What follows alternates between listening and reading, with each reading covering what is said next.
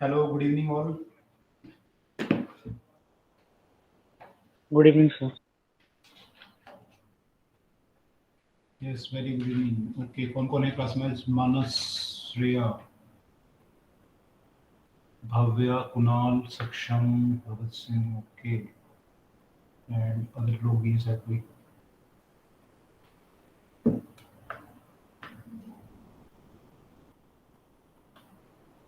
Okay, Abu's are joined now. Manas is there. Okay. Good evening, sir. Yes, very good evening. Good evening. Okay तो चलिए, last time तुम लोग class नहीं हुआ था क्योंकि कुछ प्रॉब्लम था, और एक्चुअली आपका टॉपिक भी वो था जो एडवांस के लिए बहुत इंपॉर्टेंट नहीं है, लेकिन अब जो टॉपिक चल रहा है वो इंपॉर्टेंट टॉपिक है, इलेक्ट्रोमैग्नेटिक इंडक्शन. तो इसके क्वेश्चंस हैं, आज हम ईएमआई के क्वेश्चन बेसिकली देखेंगे, और कल भी आपका जो टेस्ट होने वाला है उसमें भी ईएमआई के क्वेश्चन आने वाले हैं, तो आप लोग रेडी करके रखना हमें. तो आज के क्वेश्चन हैं कुछ में जो सिलेक्ट किए, तो यहाँ से स्टार्ट करते हैं. ये क्वेश्चन है,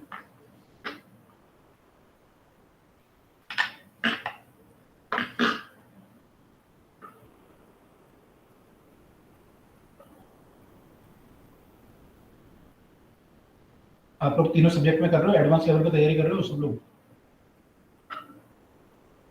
Yeah. ओके, ठीक है. अब बुक वगैरह क्या फॉलो कर रहे हो, एडवांस वाले जो तैयारी कर रहे हो लोग? फिजिक्स में क्या पहले फॉलो कर रहे हो? एचसी वर्मा की थी पूरी, और एक में तो वो है डीसी पांडे की 500 प्रॉब्लम्स वाली, अच्छा, और इरोडोव है, क्रोटोव है. इतनी सारी कर रहे हो. ऐसा ऋषि वो पांडे करता नहीं की? हूँ, हाँ हाँ. कभी कभी कर लेता हूँ एक दो क्वेश्चन उसके इरोडोव के. सर ये रोडो का तो लेवल बहुत हाई है ना. हाँ, हाई तो है लेवल, बट अगर आप एडवांस की जो लोग तैयारी सीरियसली कर रहे हैं वो कर ले तो अच्छी बात है, अगर कर पा रहे तो. मैंने ज़्यादा अगर ये सर उसकी थी, तो मैंने उस मैग्नेटिक फील्ड के हो गए थे क्वेश्चन. मैग्नेटिक फील्ड वगैरह तो शायद उसमें इजी है, ज़्यादा टफ नहीं है, है ना? तो मैकेनिक्स पोर्शन दोनों में ही टफ है, क्रोटोव में भी और इरोडोव में भी. मैकेनिक ज़्यादा टफ है उनका, बिल्कुल. एक्चुअली दोनों बुक्स जो हैं, क्रोटोव और इरोडोव जो है, ये बेसिकली रशियन ओलंपियाड के हिसाब से लिखी गई है, क्योंकि रशिया के हैं उत्तर, तो वहाँ पे जो ओलंपियाड वगैरह उनके होते हैं उसके हिसाब से बेसिकली बनाई गई है बुक्स को, यस सर. है ना? तो और भी हैं दो तीन ऑथर, तो सब रशिया वाले हैं ज़्यादातर ये. तो अच्छी बुक्स हैं, लेकिन वो लोग करना जो प्योर एडवांस करना चाहते हैं, एडवांस में भी अच्छी रैंक लाना चाहते हैं, है ना? ऐसा नहीं पता चला कि हमारा मेंस तो भी क्वालिफाई नहीं हो पा रहा, या अच्छी रैंक नहीं आ रही मेंस में, और आप सीधा एडवांस के टॉप वाली किताबें करने लगे हो, तो फिर आपको नुकसान होगा, फायदा नहीं होगा उसके करने से. इससे पहले वो करता हूँ sir, previous year questions. Previous year सबसे मस्ट है आईआईटी एडवांस के लिए. अगर आप एडवांस जो तैयारी कर रहे हो तो प्रीवियस ईयर तो बिल्कुल करना ही करना है, दैट इज मस्ट, क्योंकि उसमें एग्जैक्ट जो क्वेश्चन एडवांस में आते हैं वही हैं. अब किताब में जो क्वेश्चन दिए हुए, ऐसे क्वेश्चन भी दिए हुए जो कभी एडवांस में आएंगे नहीं, या पूछे नहीं गए, या ना कहीं पूछे जाएंगे, तो वो सब फिर आपको थोड़ा सेग्रीगेट करना पड़ता है, कौन से क्वेश्चन करें कौन से ना करें. लेकिन जो एडवांस में ऑलरेडी आ चुके हैं क्वेश्चन, वो वाकई में अच्छे क्वेश्चन है, कुछ टॉपिक में तो बहुत अच्छे क्वेश्चन है. अभी आप ऑप्टिक्स वगैरह देखोगे, वे ऑप्टिक्स में जो एडवांस में क्वेश्चन पूछे गए काफी अच्छे हैं, और बाकी टॉपिक में भी हैं अच्छे क्वेश्चन, करेक्शन अच्छा है, तो 40 साल किताब मिल जाती है तो अच्छे करेक्शन मिल जाते हैं. तो इसलिए मैं आप लोगों को कह रहा हूँ, और मैंने बैलेंस बना के चलना, ऐसा नहीं कि मीन्स केवल शौक के लिए नहीं करना, देख भी लो कि आपका लेवल क्या है, क्योंकि जो आपका लेवल होगा वहां पे करोगे तो अच्छा कर पाओगे. मान लो मेरा लेवल है कि मैं मेंस में 5000 रैंक अभी ला सकता हूँ, या 5000, मान लो 15000 रैंक पे आ रहा है मेरा मेंस में सपोज, तो इट इज बेटर कि I go for here some 5000 rank या 8000 ऐसे कुछ रैंक के लिए जाऊँ, है ना, बजाय इसके कि मैं एडवांस मान लो मैं करूंगा, एडवांस में मेरी रैंक 8000 आ जाए, तो यहाँ मुझे कुछ खास मिलने नहीं वाला. 8000 या 12000 रैंक आ गई तो कुछ खास नहीं मिलेगा यहाँ पे तो. लेकिन ये रैंक अगर आ गई तो हो सकता है आपको कोई अच्छे कॉलेज में अच्छा कोर्स वगैरह मिल जाए, तो आपको देखना पड़ेगा कि आप कहाँ पे लाई कर रहे हो और क्या आपके लिए बेस्ट है. तो उससे आप तैयारी करना, ऐसा नहीं कि हम लोग जो है बेस्ट के चक्कर में जो कर सकते हैं वो भी ना कर पाए। सर एच सी वर्मा कर लेते तो डीसी पांडे की 5 किताबें आती हैं वो करना जरूरी है फिर? डीसी पांडे के सेलेक्टेड क्वेश्चन कर सकते हो। डीसी पांडे काफी बड़ी है एक तो book actually. Yes sir. SC और एससी की प्रॉब्लम ये है कि एससी में सारे तरह के क्वेश्चन है नहीं कवर, सो लिमिटेड क्वेश्चन कवर है टाइप के। Yes sir. तो फिर अब बच्चों को लगता है कि वहाँ ये कम है, यहाँ ये कम है, तो एक बुक कर लो कोई। मुझे लगता है कि अगर आप प्रीवियस ईयर कर रहे हो तो फिर एससी और साथ में कर लो, दैट इज गुड, ठीक है। और समय पे एक वो है डीसी पांडे की अलग से आती है, उसमें 500 प्रॉब्लम्स करके, उसमें अच्छे क्वेश्चन थे। ये अच्छे क्वेश्चन है, लेकिन जो उन्होंने तरीके यूज किए मेरे ख्याल से काफी ज्यादा मैंने वो है, अजीब से तरीके यूज करे गए हैं निकालने के लिए। अच्छा, और कुछ क्वेश्चन तो कुछ ज्यादा ही सब्जेक्टिव हैं, जैसे कि एक क्वेश्चन था, मैंने पूछा था ना आपसे कि अगर इलेक्ट्रिक फील्ड भी होगी, मैग्नेटिक फील्ड भी होगी, तो इलेक्ट्रॉन अगर होगा तो उसका पार्टिकल का वो क्या होगा, मोशन, उसका हम्म प्रोजेक्शन। हम्म तो उसमें उसको भी था उस टाइप का थोड़ा, कि उसकी डिफरेंशियल इक्वेशन बतानी थी। हम्म। हाँ, तो उसमें काफी क्वेश्चन ऐसे हैं जो मैंने काफी टाइम पहले करी थी वो सॉल्व, मुझे बहुत टाइम पहले करी थी वो। तो काफी उसमें तरीके ऐसे लगाए थे उन्होंने जो बहुत ही ज्यादा, मैंने कई जगह तो अप्रोक्सीमेशन मानना पड़ रहा है, कई जगह कुछ करना पड़ रहा है। तो वो भी थोड़ा सा तरीके अलग से हैं जो आईआईटी में यूजुअली ऐसे होते नहीं है, आईआईटी में एग्जैक्टली क्लियर होते हैं। तो बेटर है कि अगर आप कर रहे हो तो एससी और प्रीवियस ईयर क्वेश्चन करोगे तो that is enough, okay sir. है ना। क्योंकि देखो खत्म तो कहीं नहीं है, आप 5 बुक कर लोगे, आप छठी बुक उठाओगे आपको नई चीज मिल जाएगी आपको, तो खत्म तो कहीं एंड एंड तो होता नहीं कहीं पे किताबों का। लेकिन जो भी मैंने क्वालिफाई करते हुए देखे स्टूडेंट, उन लोगों ने यूजुअली कम किताबें पढ़ी हैं एज कम्पेयर टू जिन्होंने क्वालिफाई नहीं किया। जिन्होंने क्वालिफाई नहीं किया उन्होंने ज़्यादा पढ़ी है, ज़्यादा बुकों को करने की कोशिश करी है, मतलब पढ़ तो नहीं पाए होंगे, वो कोशिश ज़्यादा की करी है उन्होंने हमेशा। और जिन्होंने क्वालिफाई किया उन्होंने कम बुकों को ट्राई किया है, 1 या 2 बुक मैक्सिमम, और वो लोग क्वालिफाई किए। तो ये चीज़ ध्यान रखना कि ज़्यादा करने से नहीं होता, कम को करो लेकिन ढंग से करो, और 1 या 2 बुक एनफ है। Previous year question plus S अगर कर रहे हो तो that is good. Sir yes. Sir जैसे किसी की आईआईटी में रैंक आती है और उसे सीएस ब्रांच नहीं मिलती, तो सर वो दोबारा से बिना पेपर दिए एनआईटी वगैरह में जा सकता है? बिना पेपर दिए एनआईटी? एनआईटी का तो जेईई मेंस के थ्रू होता है ना, तो आप जा ही सकते हो, उसमें क्या प्रॉब्लम है? यस सर, मतलब उसकी ब्रांच तो उस आईआईटी में आ गई, पर उसे वो ब्रांच चाहिए नहीं, तो एनआईटी में जा सकता है वो?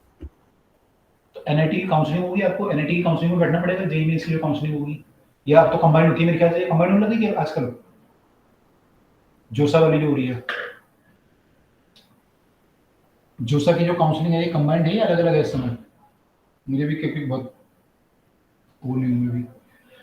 तो आईआईटी का उसका आपस में कोई वो नहीं है ना, वो तो अलग अलग है ना दोनों का हिसाब किताब। तो एनआईटी आप जा ही सकते हो, अगर आपको आईआईटी में नहीं मिल रहा अच्छा ब्रांच तो आप एनआईटी चूज कर लो उसमें। Yes sir. मैंने कहा क्या प्रॉब्लम, मेन प्रॉब्लम क्या है, क्या आपके दिमाग में क्या चल रहा है? तो मेरे माइंड में तो ये चल रहा है, मेरे को अगर ब्रांच नहीं मिली सीएस तो मैं एनआईटी में चले जाऊँ। तो वो तो होगा ही, वो तो ऐसे ही होता है, जिनको नहीं मिलती अच्छी ब्रांच वो एनआईटी प्रीफर करते हैं फिर। वो तो एनआईटी प्रीफर करते हैं ना, फिर अगर ऐसा नहीं होता तो करना ही पड़ता है, होता ही होता है। इनफैक्ट आईआईटी में ऐसा होता है कि अगर बाद में ब्रांच चेंज करने का ऑप्शन मिलता है थोड़ा बहुत, मान लीजिए आपको इलेक्ट्रॉनिक्स मिल गई और आपको कल कंप्यूटर साइंस चाहिए, थोड़ा बहुत ऑप्शन होता है कि आप ब्रांच चेंज कर सकते हो। अदरवाइज ठीक है, एनआईटी कर सकते हो अगर आपका वो है।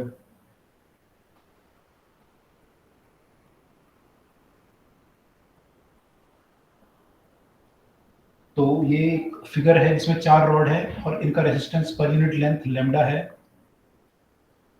एंड इनके बीच का जो डिस्टेंस है वो एल है, और ये एक मैग्नेटिक फील्ड में रखी गई है जो दिखा रखा है पे, क्रॉस फील्ड है ये, directly perpendicular to the plane as shown in the figure inward. Initially the rods shown are forming a square. Now each wire start moving with constant velocity v. अब ये constant velocity v से toward each other move करना शुरू करती हैं opposite wire की तरफ, मतलब। तो आपको बताना है induce EMF as a function of time.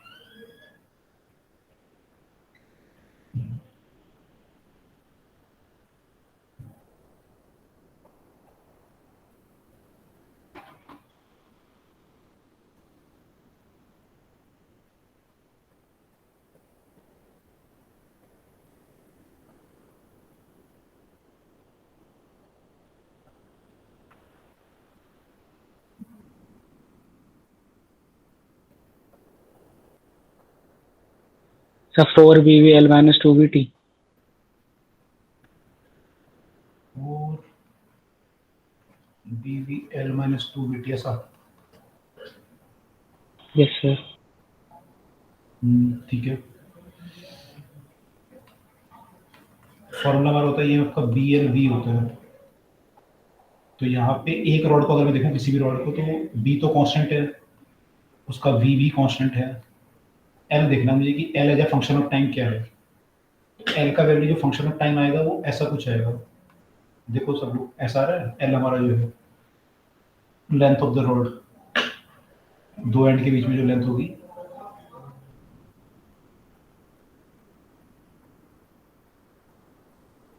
Induce ये मतलब हमें यहाँ पे निकालना है इन पॉइंट के बीच में ना। तो ये जो लेंथ होगी आपकी, ये फंक्शन ऑफ टाइम से कैसे वेरी करेगी। एल डैश जो होगा, यहाँ पे एल डैश लिखते हैं, वो ये होगा क्या,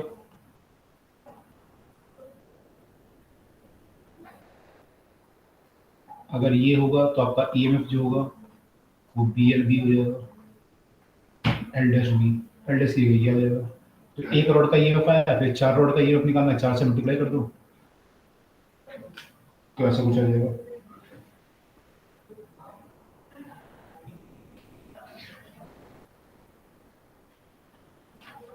ठीक है, ये क्लियर है सबको। सर पर इसमें लैम्डा की क्या जरूरत थी? इसमें एक्चुअली और पार्ट भी पूछे, इसने फिर आगे पूछा करंट कितना होगा, फोर्स कितना रिक्वायर्ड होगा, पावर कितनी रिक्वायर्ड होगी, तो इसलिए है ना। अब फोर्स कितना Yes, रिक्वायर्ड sir. होगा, अगर फोर्स फोर्स पूछे तो पहले तो करंट चाहिए होगा। अच्छा, ये पार्ट क्लियर हो सबको, एक पार्ट।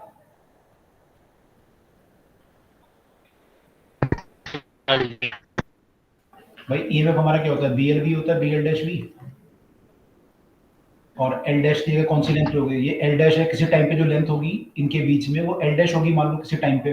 अभी तो ये L है, तो L डैश की वैल्यू कितनी आएगी। अब ये अगर आप देखोगे, ये रॉड है, मान लो ये रॉड की जो ये वाली रॉड है, ये V वेलोसिटी से को आ रही है और ये भी V से को आ रही है, तो T टाइम में कितना आगे आ जाएगी, VT।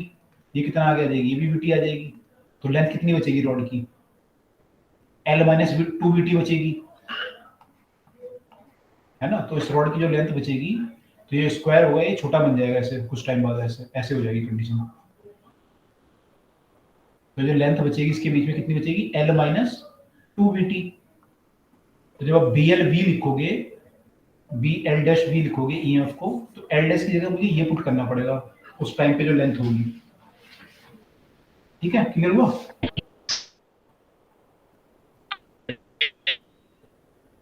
ओके, और किसी को डाउट इसमें,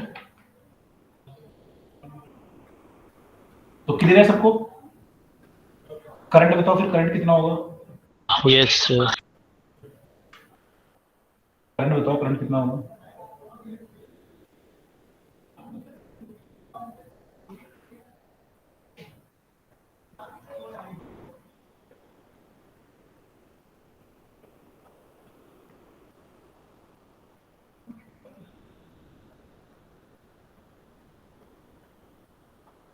ईएमएफ आ गया आपका, तो करंट तो आ ही जाएगा।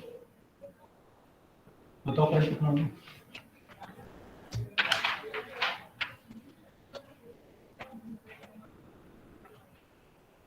BV by lambda. Okay, let me check, बाकी लोग भी निकालो फटाफट। सर करंट क्लॉकवाइज और एंटी क्लॉकवाइज में भी आएगा। बताओ क्या आएगा, क्या आना चाहिए। सर यही आ रहा है। हाँ, क्लॉकवाइज या anti clockwise. Sir clockwise. Clock. कैसे, फ्लक्स कम हो रहा है। फ्लक्स कम हो रहा है तो फ्लक्स बढ़ाएगा वो डाउनवर्ड, तो क्लॉकवाइज करंट आएगा। तो Yes, क्लॉकवाइज, sir. क्लॉकवाइज आएगा। तो बाकी लोग देखो आंसर सबका निकल रहा है, निकल रहा है।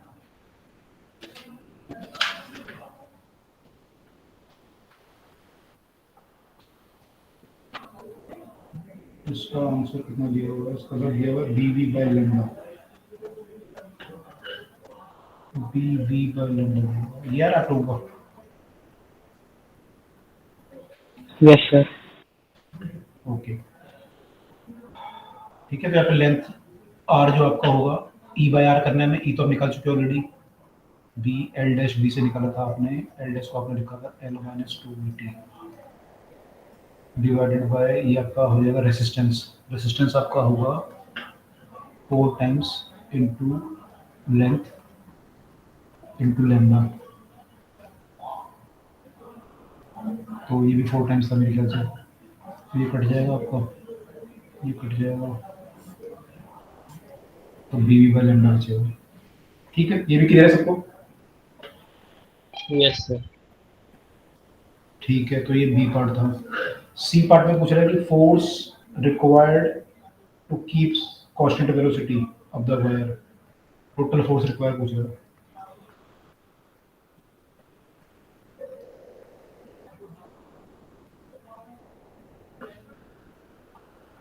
तो कौन से फॉर्मूले से निकालेंगे? Force between parallel wire.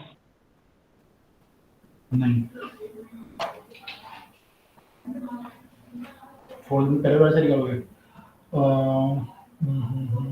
अच्छा, निकाल के देखो फिर।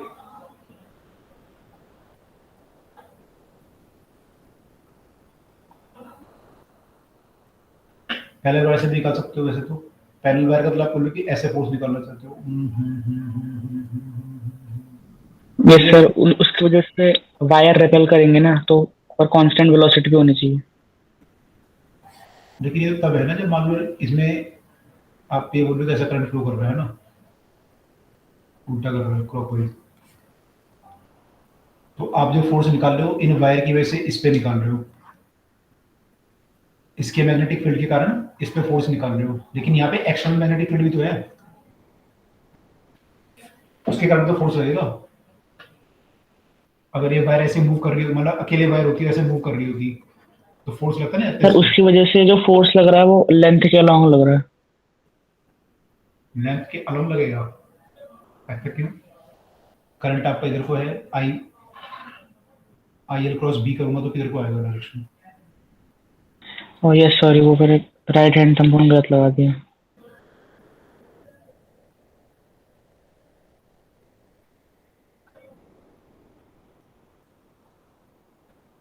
फोर्स यहाँ पे बी आई एल से निकालेंगे ना, बी आई एल से निकालना पड़ेगा।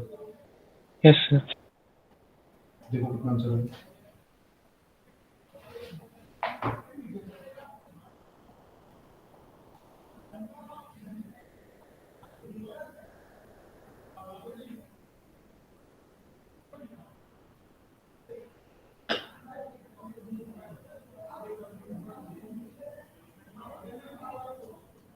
We B square by lambda into L minus two V T. कह रहा है बी बी स्क्वायर या बी स्क्वायर आ रहा है? सर वी बी स्क्वायर अच्छा, B B square, okay, divide by lambda, फिर into L minus two V T. ठीक है। This is the force on each wire है ना, एक वायर पे निकालोगे आपने, यस सर। ठीक है। देखो बाकी लोग ये आएगा same, I L cross B करेंगे यस सर। तो ठीक है, ये हमारा फोर्स आ गया, तो डाउट क्लियर है? फोर्स आ गया हमारा, अब चाहिए ना पावर। पावर करने के लिए क्या करना पड़ेगा? पावर निकालने के लिए F dot V. F dot V कर लेंगे, तो वी से मल्टीप्लाई, यानी यहाँ पे केवल वी स्क्वायर आ जाएगा है ना, पावर निकालेंगे तो।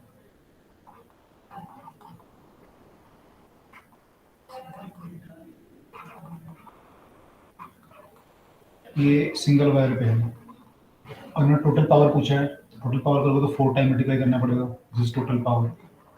चारों वायर पे अगर निकालोगे तो टोटल पावर इतना है, ठीक है। आई थिंक ये भी किसी को डाउट नहीं होगा इसमें भी। No sir. ओके, ठीक है।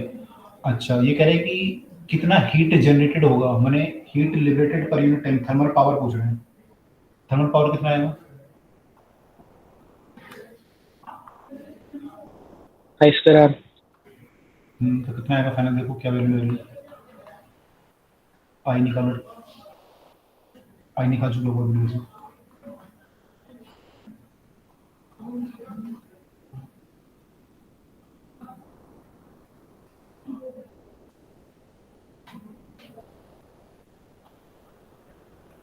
इसको निकालो, फिर एक इंटरेस्टिंग फैक्ट निकल के आएगा सामने।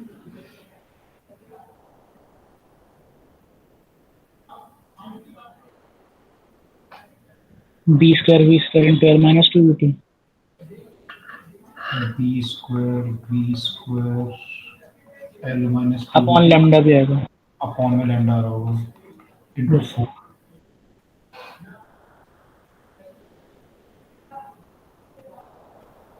ठीक है, ये आंसर दिया हुआ है यहाँ पे, सबका आ रहा है आंसर ये।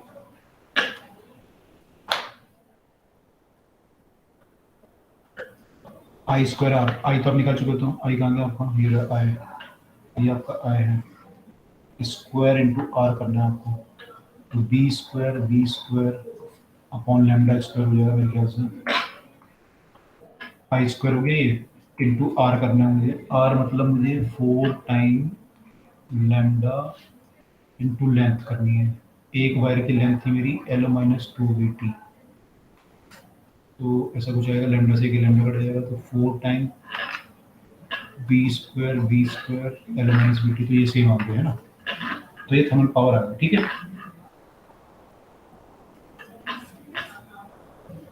क्लियर हुआ ये?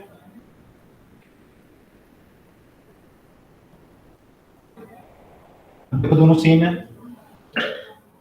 जो फोर्स आपको लगाना पड़ रहा है उसके कारण जो पावर आ रही है और जो डेसिपिएट हो रही है, बोथ आर कमिंग सेम। तो जो भी आप वर्क डन कर रहे हो वो कहाँ लिबरेट हो रहा है, हीट की फॉर्म में लिबरेट हो रहा है, वो थर्मल पावर की फॉर्म में, क्योंकि यहाँ पे वेलोसिटी तो कांस्टेंट है, काइनेटिक एनर्जी बढ़ नहीं रही किसी भी चीज की, तो अगर वेलोसिटी वगैरह सब कुछ कांस्टेंट है, तो जो पावर जो भी आप वर्क डन कर रहे हो कहाँ जा रहा है, तो हीट की फॉर्म में लिबरेट हो रहा है। ठीक है, clear? Yes sir. Yes sir. Okay, तो this was the question, first question. अगला क्वेश्चन करते हैं। अगला क्वेश्चन है आपको,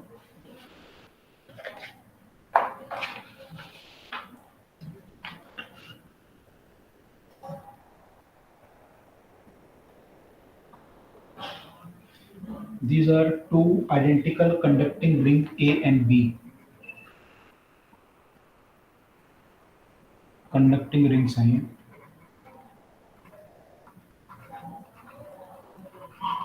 A and B of radius R, दोनों का रेडियस R है, are rolling over a horizontal conducting surface, this is conducting surface,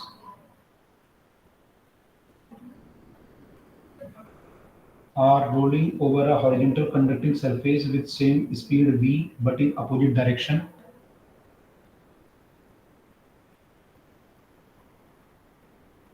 A constant magnetic field B is present pointing into the plane.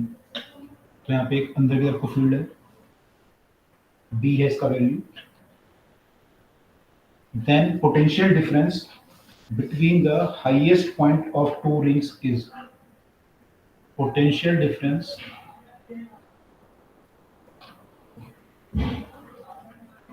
between the highest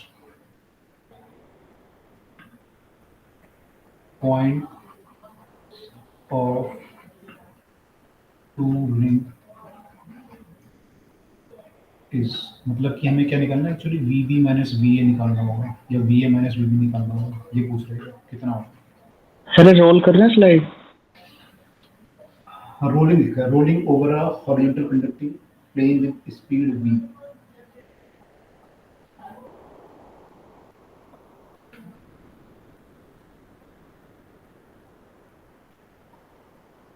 sliding में तो easy हो जाएगा बहुत ज्यादा, sliding करेगा तो।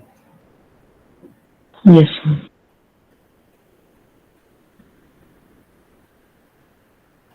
ये रोल बोल रहा है कि रोल कर रहा है।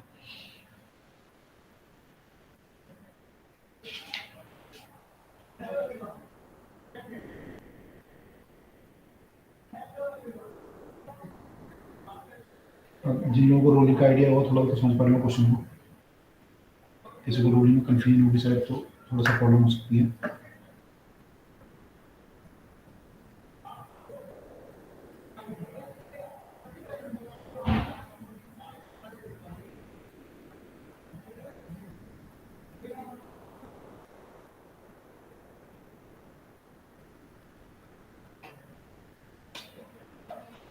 थोड़ा सोच लो आप, किसी को रूलिंग में कुछ पूछना हो तो पूछ सकते हो, अगर कोई प्रॉब्लम नहीं रूलिंग के रिगार्डिंग।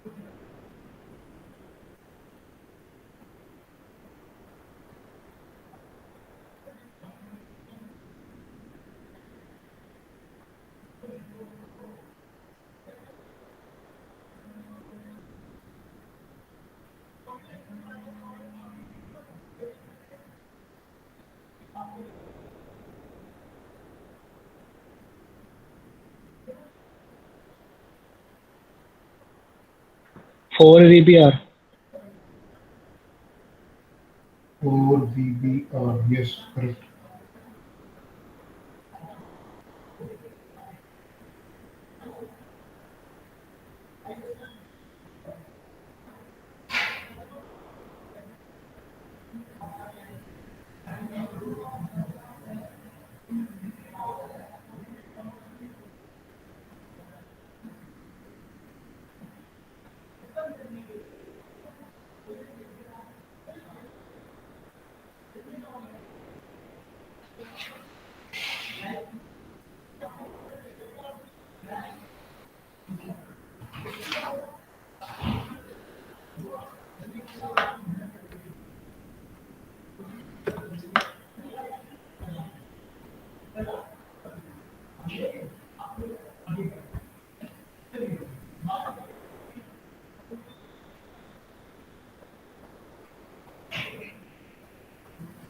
बाकी लोग बताओ क्या अप्रोच लगा रहे हो, बाकी लोग क्या सोच रहे हो?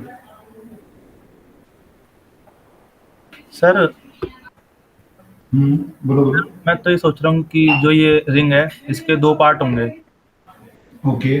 लीनियर और एंगुलर। तो जो टॉप और बॉटम होगा वो एंगुलर की वजह से जीरो हो जाएगा। एक मिनट बना लेते हैं। एंगुलर की वजह से ये वाला जीरो होगा। Yes sir. टोटल मतलब टोटल वेलोसिटी बोल रहे हैं यहाँ की। Yes sir. ठीक है, फिर और लीनियर की वजह से 2 VBR आ जाएगी। कहाँ पर, यहीं पर या टॉप पे बोल रहे हो? यस सर, दोनों के बीच में। यहाँ पर 20 तो ये हुआ। सेंटर पे बोल रहे हो आप? कहाँ की वेलोसिटी निकालना चाह रहे हो, टॉप की, बॉटम की, सेंटर, कहाँ की बात कर रहे हो? सर दोनों के बीच की, बिटवीन की। सेंटर पे यस सर। कितनी वेलोसिटी होगी?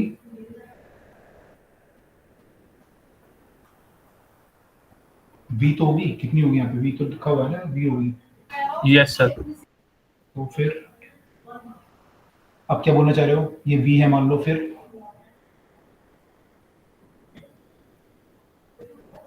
आपने पढ़ा होगा ये v है तो ये 2v होती है हमारी, और ये 0 होती है। Yes sir.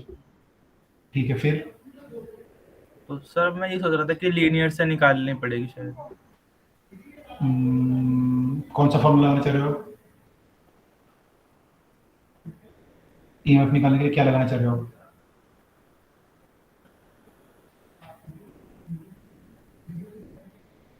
ये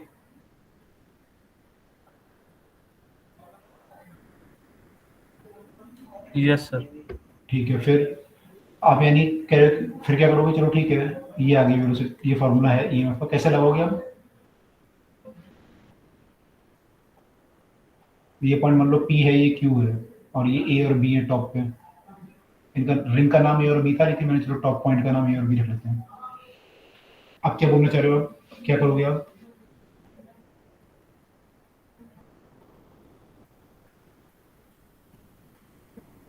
we A minus V P निकालने की कोशिश कर रहे हो आप, या वी क्यू, ये मतलब ये निकालने की कोशिश कर रहे हो आप? V B minus V Q, इन दोनों पॉइंट के बीच का पोटेंशियल डिफरेंस निकालने की कोशिश कर रहे हो? यस सर, पर पता नहीं गलत हो रहा है। हाँ, लेकिन कर कैसे रहे हो आप? फॉर्मूला कौन सा लगा रहे हो? ये वाला लगा रहे हो या कुछ और लगा रहे हो? सर यही लगा रहा था मतलब। ठीक है, फिर वी क्या ले रहे हो इसमें? सर वी कोस थीटा ले लेंगे। वी कॉस थीटा लोगे, ओके। एक मिनट, फिर क्या करोगे? फिर सर गलत हो रहा है मेरे से। नहीं नहीं, वी कॉस थीटा लेके फिर क्या करोगे? वी तो कॉस थीटा कितना है, थीटा कैसे आएगा? किसके बीच का एंगल है थीटा? सर टॉप और बॉटम के बीच का। मतलब आप क्या करना चाह रहे हो? आप किसी, ये जो वी कॉस थीटा आपने लिया है, कैसे कॉस थीटा कैसे आया? साइन थीटा क्यों नहीं है? टेन थीटा क्यों नहीं है?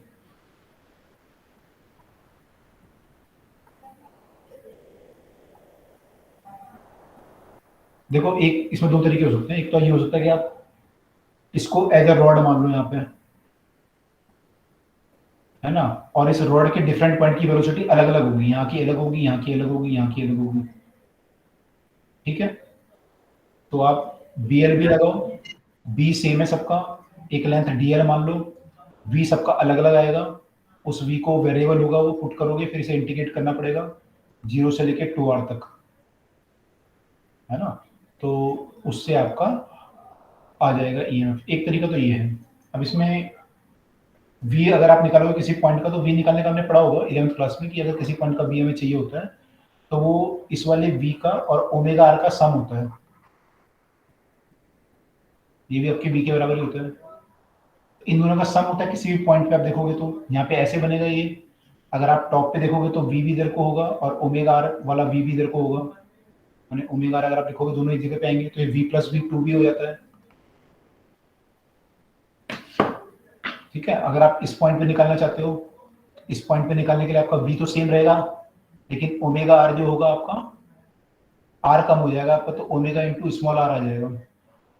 फिर आप मान लो इस पॉइंट का निकालना चाहोगे तो वी आपका दोबारा वी रहेगा। इसमें दो वेलोसिटी है ना, ट्रांसलेशनल वेलोसिटी है, रोटेशनल है। तो ट्रांसलेशन सबकी सेम होगी वी, हर पॉइंट की, चाहे ये पॉइंट ले लो, चाहे ये पॉइंट ले लो, चाहे कोई पॉइंट ले लो, सबकी स्पीड वी आएगी। लेकिन रोटेशन जो होगी ओमेगा आर, वो अलग अलग होगी सबकी। इस पॉइंट का ओमेगा आर इधर को होगा, वैल्यू इसका ओमेगा इंटू कैपिटल आर होगा। इस पॉइंट का ओमेगा आर इधर को होगा, इस पॉइंट का इधर को होगा, इस पॉइंट का इधर को होगा। और अगर आप अंदर पॉइंट लोगे तो ओमेगा इंटू स्मॉल आर आ जाएगा, वो इधर को होगा। तो हर पॉइंट कैसे अलग अलग होगा। तो अगर आपको इस रॉड का ईएमएफ निकालना है, तो इस रॉड का ईएमएफ निकालने के लिए आपको नेट वेलोसिटी चाहिए, मैं इस पॉइंट की वेलोसिटी चाहिए, इस एलिमेंट की, तो वो v प्लस ओमेगा आर करके आएगी। ओमेगा आर आपको यहाँ से निकालना पड़ेगा। एक तरीका तो ये है करने का, समझ में आ रहा है ये?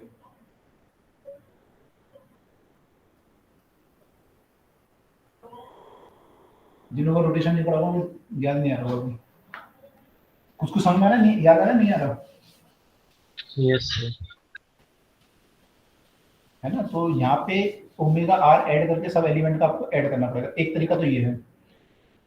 दूसरा तरीका ये है कि हमने पढ़ा था क्लास में, आपको ध्यान होगा कि कोई रॉड अगर ओमेगा से रोटेट कर रही है, एल लेंथ की रॉड है, तो इसके दो पॉइंट के बीच का पोटेंशियल डिफरेंस कितना आता है अगर इसके अबाउट रोटेट कर रही है तो।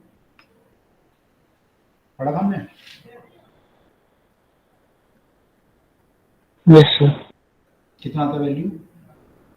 Half B omega L square. Half B omega L square आता है।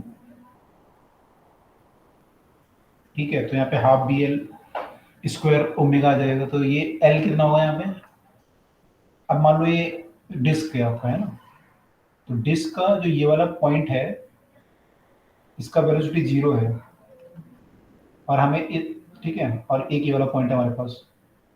तो एक्चुअली जहाँ वेलोसिटी 0 होती है इसको हम एक्सिस ऑफ रोटेशन भी बोलते हैं, instantaneous axis of rotation.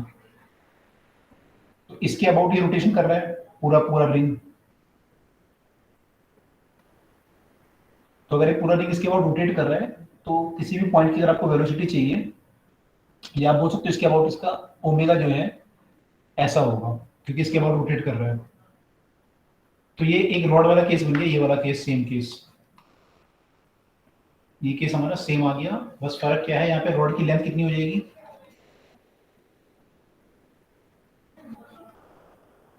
Rod की लेंथ जो है 2r हो जाएगी। ठीक है, तो ये रिंग जो रोटेट कर रहा है इसका जो लेंथ होगा ये 2r होगा इसके अबाउट। तो अगर आप अब ईएमएफ निकालोगे तो 2 पॉइंट के अबाउट ईएमएफ निकाल सकते हो आप। तो आपका ईएमएफ का जो वैल्यू आएगा वो आ जाएगा half P omega into 4r square, which is 2b omega r square.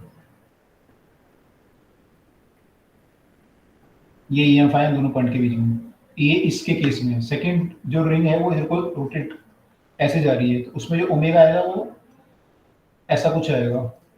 तो इस केस में भी ईएमएफ जो आपका होगा वो बराबर ही आएगा, सेम वैल्यू। लेकिन फर्क क्या होगा, फर्क ये होगा इसमें कि अगर पिछले वाले केस में मान लो एक हायर पोटेंशियल, नीचे वाला पॉइंट हायर पोटेंशियल पे आएगा, मतलब अपोजिट पॉइंट।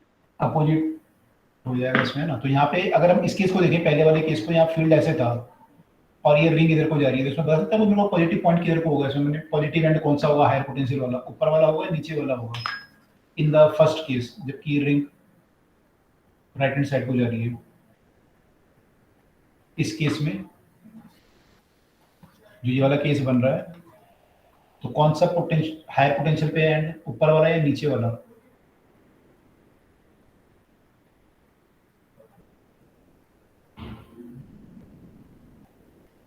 कौन सा केस में सर? इस वाले केस में ऊपर वाला। कौन सा रूल से निकाला, राइट हैंड। फ्लेमिंग, तो v क्रॉस b के डायरेक्शन में होगा। बी क्रॉस बी से निकाला, ओके ठीक है। बाकी लोग बताओ क्या होगा, अपने और क्या तरीके लगा सकते हैं इसमें, कौन सा एंड आपका पॉजिटिव एंड होगा ईएमएफ वाइज।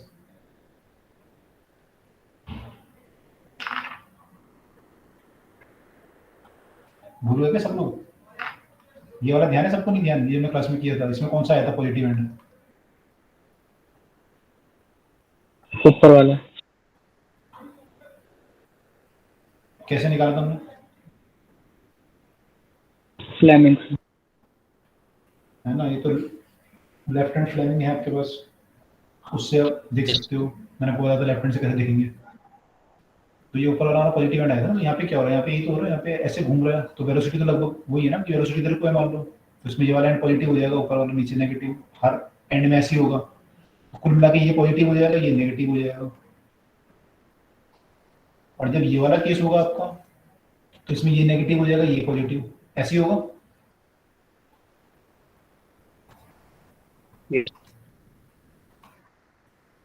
ठीक है, अब पोटेंशियल डिफरेंस जो आ रहा है इन दोनों पॉइंट के बीच के का, वो आपका आ रहा है इतना 2b ओमेगा r स्क्वायर। तो अगर मैं इन दोनों पॉइंट के बीच का पूछूं आपसे तो कितना आएगा टोटल, इन दोनों के बीच का कितना आएगा,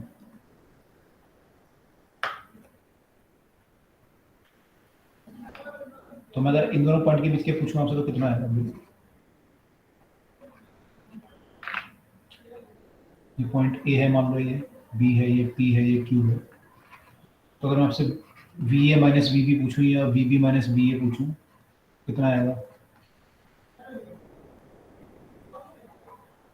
कितना आएगा, नहीं आएगा।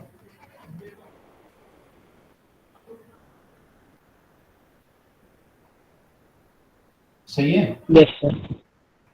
बाकी लोग सही है, नहीं है। Yes sir. कितना पोटेंशियल आएगा, ठीक है। तो this would be the answer. लेकिन अभी क्वेश्चन में किस टर्म में दिया हुआ है? क्वेश्चन में शायद v की टर्म में दिया हुआ है ना, v भी दिया हुआ है, तो v की टर्म में लिखना पड़ेगा आंसर। तो आंसर आपका v इक्वल टू ओमेगा होता है, तो v equal to omega r होता है, तो ओमेगा r की जगह v पुट कर देंगे तो ये vr हो जाएगा 4b ये आंसर होना चाहिए ना, 4b हाँ सही, ठीक है, this is the answer. Clear हुआ ये? सर अगर ये स्लाइडिंग वाला केस होता फिर क्या होता? फिर तो डायरेक्ट आंसर आता है आपका। मान लो स्लाइड करनी होती है ऐसी, स्लाइड मतलब सीधा जा रही होती, तो इनके बीच में पोटेंशियल डिफरेंस कितना आता इन दोनों पॉइंट के बीच का? 2 pvl l is equal to 2r L equal to 2r आता है। यहाँ पे तो क्या आता है? BL भी होता है आपका पोटेंशियल डिफरेंस सीधा, तो यहाँ पे आता है BL इंटू V ये आता, तो 2BRB ये आया था। ऐसे यहाँ पे भी 2BRB आता, नेट कितना आया था? 4BRB। इस केस में ये आता आंसर, सेम आ रहा दोनों में, है ना? तो इसमें जो आंसर आता आपका इस केस में ये आता, लेकिन ये डायरेक्ट ही आया था, फिर आपको रोटेशन वाला सोचने की जरूरत नहीं पड़ती, क्योंकि सीधी रॉड वाला केस हो गया कि रॉड ऐसे जा रही है। भाई अगर डिस्क ऐसे जा रही है, मैं आपसे इन दोनों पॉइंट के बीच में पूछूं कितना पोटेंशियल डिफरेंस होगा, तो आप इनको एक स्ट्रेट लाइन से कनेक्ट करके बता दोगे कि ऐसे रॉड जा रही है तो कितना पोटेंशियल डिफरेंस होना चाहिए इनके बीच का, वो इसके बीच का भी होगा, रॉड के 2 पॉइंट, सॉरी डिस्क के 2 पॉइंट के बीच का, ठीक है? तो डायरेक्ट ही कर सकते थे उस केस में हम, उस केस में इतना सारा जरूरत नहीं पड़ता ओमेगा आर वगैरह लेने का, लेकिन इस केस में जरूरत पड़ रहा है आपको जो हमने किया है।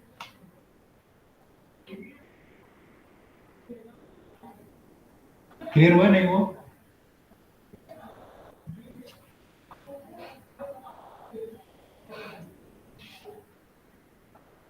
सोच रहे हो लोग, सोच लो।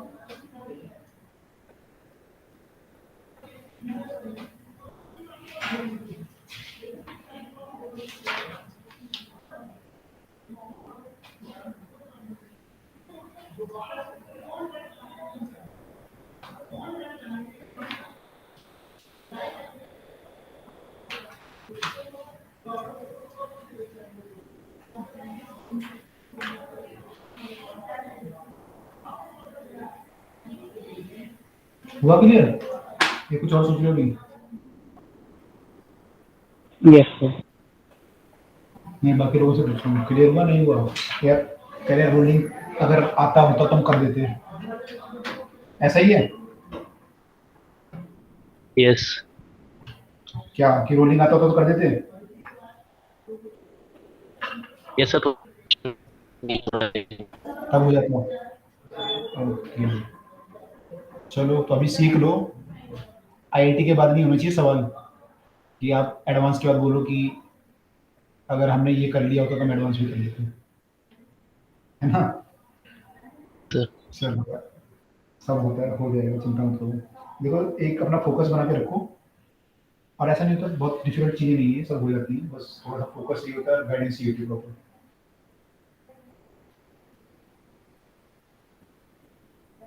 Conducting rod L is hinged from point O, hinged at point O। एक और क्वेश्चन रोलिंग का कर रहा हूँ मैं आपको, मैं पहले बाद में कराने वाला था लेकिन अब कर लेते हैं। रोलिंग तो नहीं मतलब, लेकिन रोटेशन से रिलेटेड है। Rotate in a vertical plane, ये वर्टिकल प्लेन में है ऐसा। There exists a uniform magnetic field P in the horizontal direction। ऐसा बताया नहीं किधर को है ये horizontal direction, खैर। There exists a uniform magnetic field B in horizontal direction।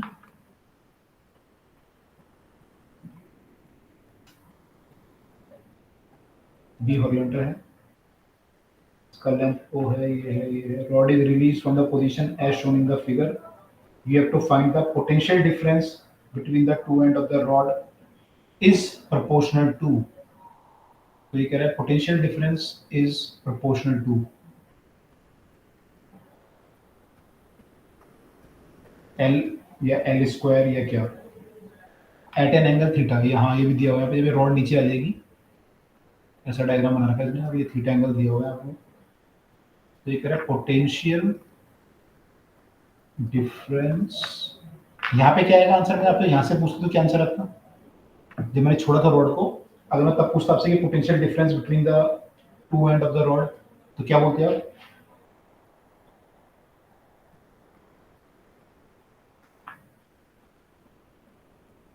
उस इंस्टेंट में हाँ, उस इंस्टेंट पे।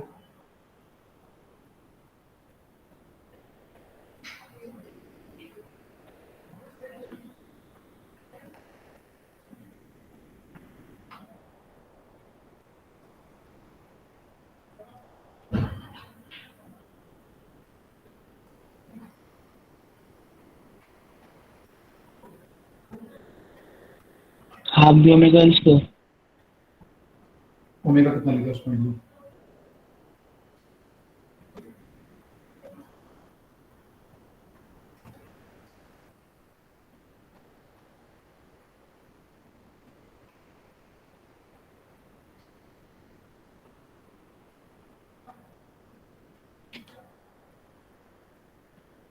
ओमेगा कितना होता है वहां पे?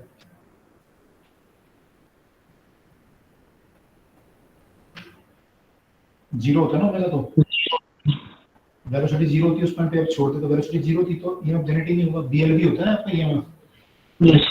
वी आएगा ही नहीं यहाँ पे, वी जीरो होगा, हर पॉइंट का वी जीरो होगा, इसका भी जीरो होगा, इसका सबका जीरो होगा, तो आएगा ही नहीं ईएमएफ। तो उसने ये पूछा है, नीचे का पूछा होगा जब थीटा एंगल पे आ गई रॉड, ठीक है, तो ये थीटा एंगल पे जब आ गई तो हमें बताना है कि ईएमएफ इज प्रोपोर्शनल टू, तो ये बताओ क्या आंसर आएगा?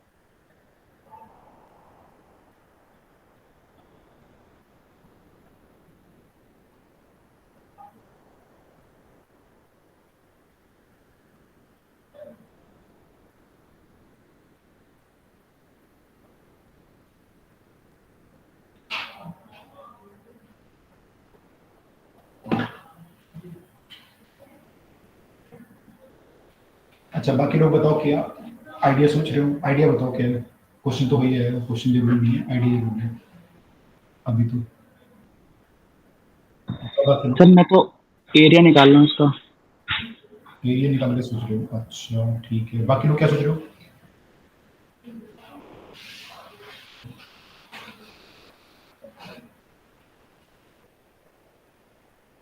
कहना मैं तो ये सोच रहा हूँ कि हिंज क्या होता है, तो ये कह रहा है हिंज होता क्या है पहले तो।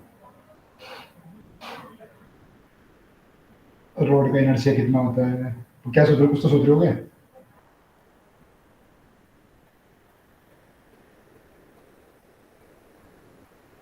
टॉर्क कैसे लगेगा, एंगुलर मोमेंटम कंजर्व होगा नहीं होगा, मैग्नेटिक फील्ड तो बात की बात है।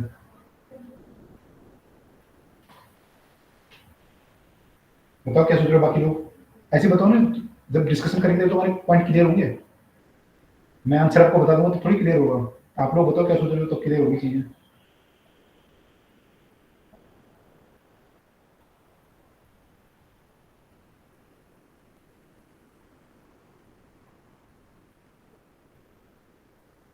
बताओ बताओ, आप लोग क्या चाहते हैं, मैं आंसर बताऊं सीधा, सॉल्व कर दूं बस?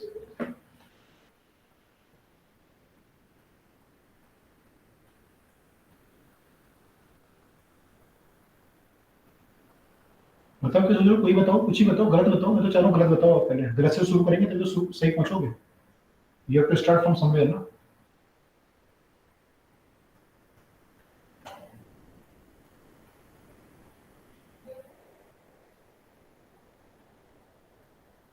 बताओ कोई भी।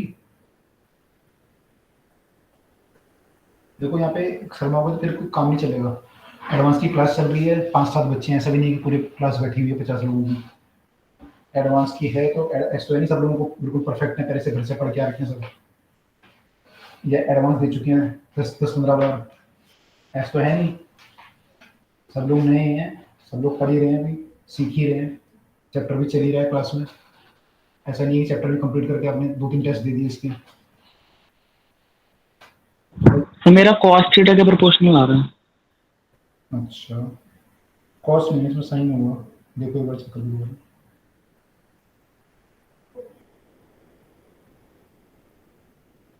कॉस्ट की पावर कितनी आ रही है?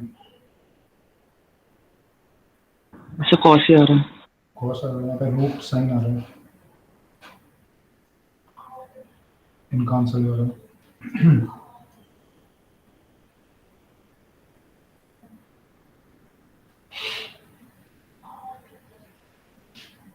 बताओ बाकी लोग, कुछ तो बताओ, कैसे शुरू करें? मुझे तो क्वेश्चन वाला दिखाई दे रहा है जो पहले था यहाँ पे, कहाँ दिया? हाँ यही वाला समझ लो, ये वाला, ये रॉड ऐसे घूम रही है ना ये, मुझे तो ये वाला फॉर्मूला दिख रहा है। आप लोगों को दिख रहा है, नहीं दिख रहा ये कि ऐसा कुछ होना चाहिए? सर ठीक है, अब मेरे को बी पता है, एल भी पता है, प्रॉब्लम क्या है, मुझे ओमेगा चाहिए, बस ये तो चाहिए, मेरा काम हो गया।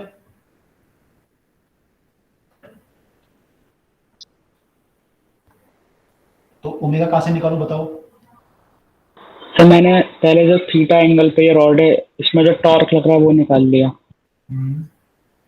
फिर और सर टॉर्क होता है आई अल्फा, फिर वहां से अल्फा आ गया, फिर अल्फा आ जाएगा तो ओमेगा भी आ जाएगा।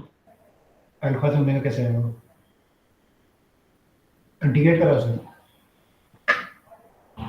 मैंने पर उससे करा था एरिया से, अल्फा आ गया तो थीटा हो जाएगा, इसका जो डिस्प्लेसमेंट है half alpha T square, okay, और जो ये आर्क सबटेंड करेगा उसका एरिया हो जाएगा थीटा एल स्क्वायर बाय 2। लेकिन वो उसको तब है जब आपके अल्फा वगैरह कांस्टेंट होंगे, ये तो कांस्टेंट नहीं है, तो आपका वेरिएबल है ना, तो आपका वेरी करेगा ना, है ना, वेरी करेगा। इंटीग्रेट या तो आपको इंटीग्रेट वगैरह करना पड़ेगा, उससे आएगा फिर आपको। डी कर सकते हैं। क्या कर सकते हैं, अल्फा को D omega by D T? Yes sir. हाँ मैंने वही करा, मैं आपको इंटीग्रेट वगैरह करना पड़ेगा अगर आप ऐसे सोच रहे हो। ठीक है, बाकी लोग बताओ। मैं हम अगर इस तरीके से कर रहे हैं, दूसरे तरीके से कर रहे हैं, कुरान कुछ और तरीका, कुरान को करने दो अपना तरीका। हम इस तरीके से कर रहे हैं कि ई हमारा half B omega L square है, और हमें ओमेगा चाहिए केवल, अगर ओमेगा आ गया तो मेरा आंसर आ गया। बी मुझे पता है, बी तो पी है, और एल स्क्वायर तो एल स्क्वायर आपको पता ही है। ओमेगा कैसे निकालूं मैं? उस पॉइंट पे जो ओमेगा होगा, इस यहाँ पे जो ओमेगा होगा कैसे आएगा? अच्छा, ओमेगा कांस्टेंट होगा, वेरिएबल होगा? ये theta by D theta by D T तो कैसे निकाल पाऊंगा, तो निकाल नहीं पाऊंगा ना मैं। ठीक है, वो डेफिनेशन तो इसकी ही होती है, D theta by D T होती है, लेकिन मैं निकाल नहीं पाऊंगा ना इसको तो डायरेक्ट। और क्या तरीका हो सकता है निकालने का?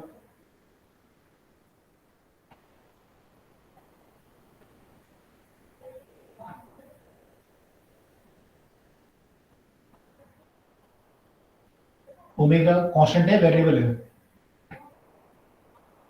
So constant. क्यों होगा कांस्टेंट? So उस पॉइंट पे hinge है ना? ठीक है, उससे क्या फर्क पड़ेगा? तो सब मूव में हिंज के कारण ओमेगा होगा। कांस्टेंट नहीं, फिक्स है, मान लो पॉइंट तो फिक्स है, तो रॉड घूम रही है। ओमेगा कांस्टेंट होने की क्या कंडीशन होती है?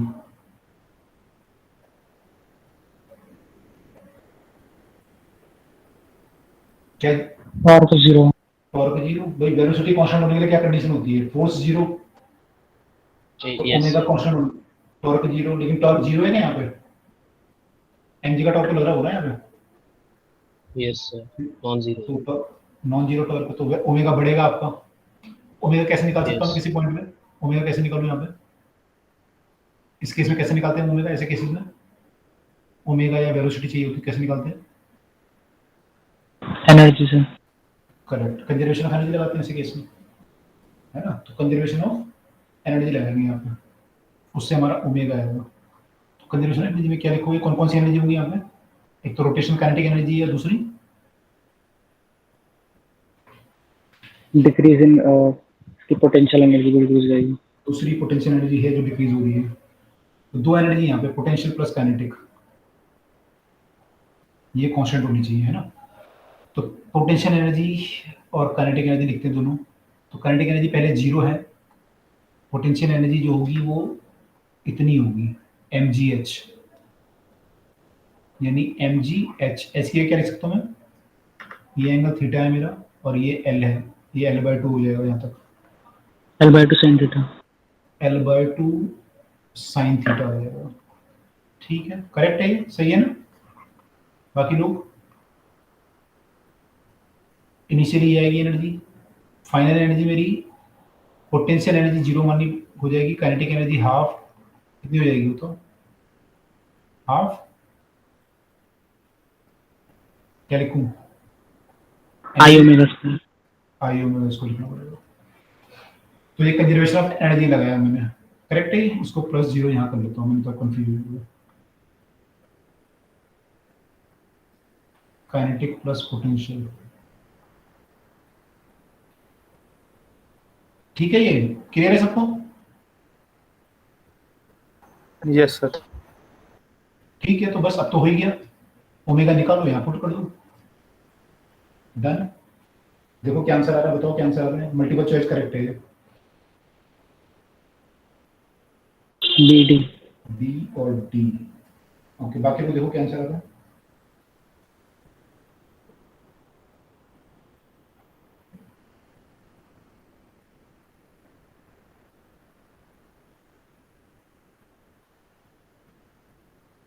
में से एडी आएगा। ए डी आ रहा है, चेक कर लो। बाकी लोग भी देखो क्या आंसर आ रहा है सबका। क्वेश्चन नंबर 6 का आंसर क्या दिया हुआ है?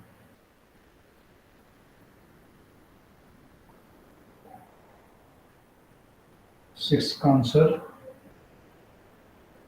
बी डी दिया हुआ है, बी और डी। ए कैसा है? ए आ रहा है? सर ओमेगा में भी तो एल का टर्म आएगा। ओमेगा में एल का टर्म आएगा, रूट एल। 1/√L आ जाएगा। एक मिनट, मतलब कांस्टेंट क्या चीज दी हुई है? Conducting rod of length L is fixed with this uniform magnetic field is this, ये conducting rod of length L.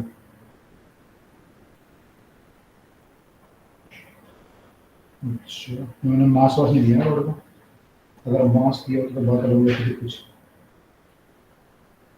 देखो बाकी लोग भी निकालो, देखो क्या आंसर बनना चाहिए।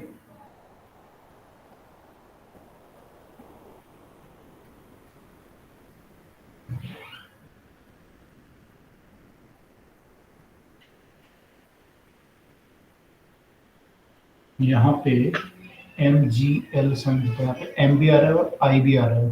अब एम और आई एक्चुअली आपस में रिलेटेड है ना,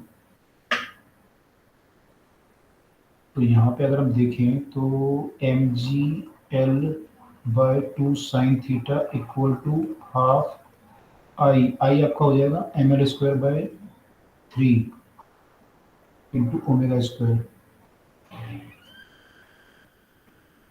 तो यहाँ से अगर मैं देखूँ तो फिर तो आपका ये कट जाएगा, तो आपका ओमेगा जो होगा वो root proportional to 1/L sine theta by L के प्रोपोर्शन आएगा ओमेगा स्क्वायर। और फिर वहाँ से आपका यहाँ जी। ठीक है, चलो सोचो बाकी लोग भी देखो क्या आंसर आना चाहिए।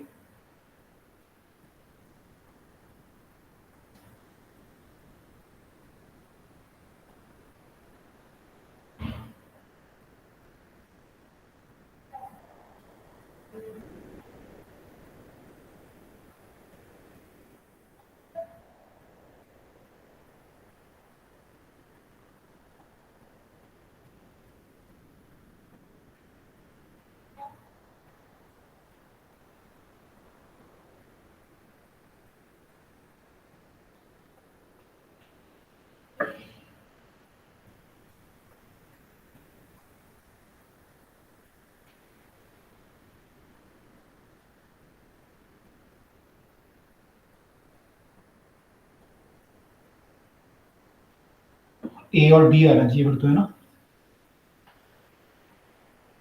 Yes sir. ठीक है, ए और डी आएगा फिर इसमें, क्योंकि डी तो इसका भी आ रहा है तो सही है हमारा। और इसमें डायरेक्ट क्लिक करें कि ई प्रोपोर्शनल टू एल स्क्वायर होना चाहिए, लेकिन ऐसा होगा नहीं क्योंकि यहाँ पे ओमेगा टर्म भी है ना, वो सब नहीं लिखिए।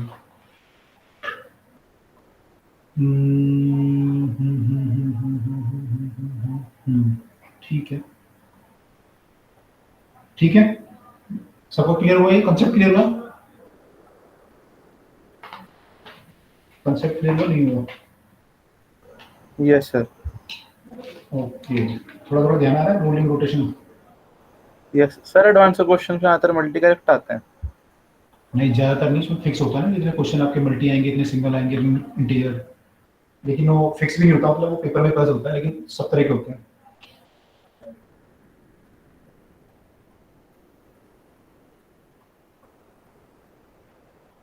सब तरह के क्वेश्चन आते हैं एडवांस में, तो मल्टी भी आते हैं, कॉम्प्रिहेंशन भी आएंगे, सिंगल चॉइस भी आएंगे, न्यूमेरिकल भी आएंगे।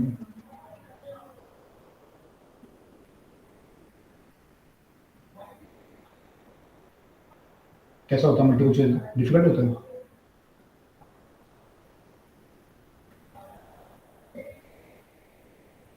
थोड़ा तो होता ही है। अच्छा,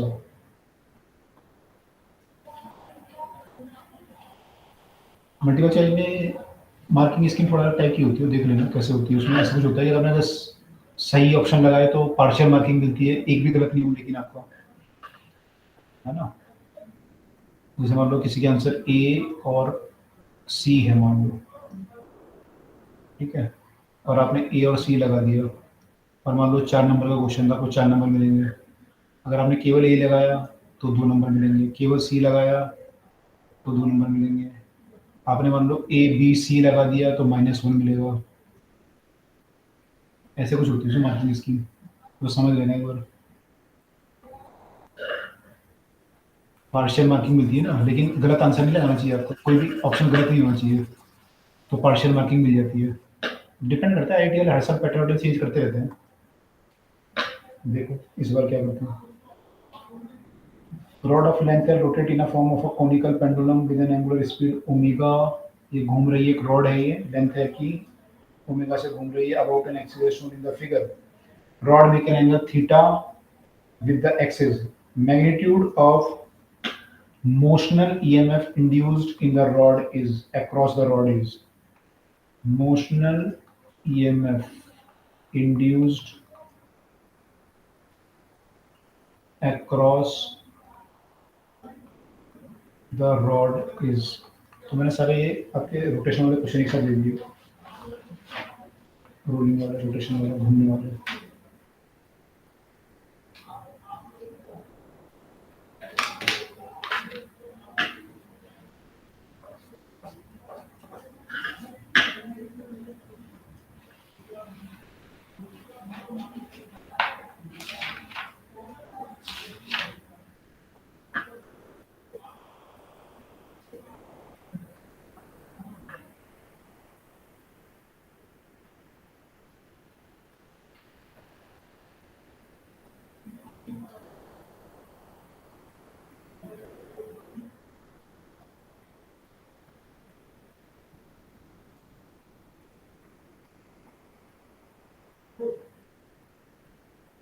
half B omega L square sine square theta. एक मिनट, इसका आंसर दिया हुआ है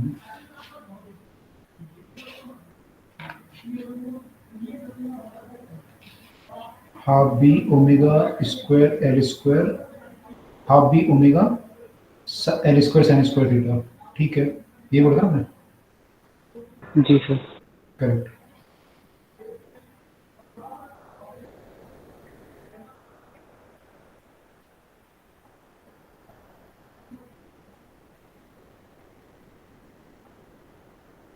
कैसे लिए करा आपने? अगर ये रॉड की जो लेंथ वेक्टर परपेंडिकुलर होता है तो मुझे उसका पता था क्या आता है, half omega B half B omega L square, तो इसका परपेंडिकुलर कंपोनेंट ले लिए। अच्छा ठीक है।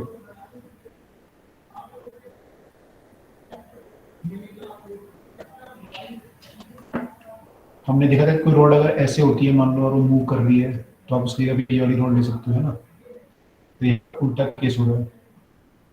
यहाँ पे रोड ऐसे है, इस रोड को आप एक्चुअली ऐसे मान सकते हो और ये रोटेट कर रही है।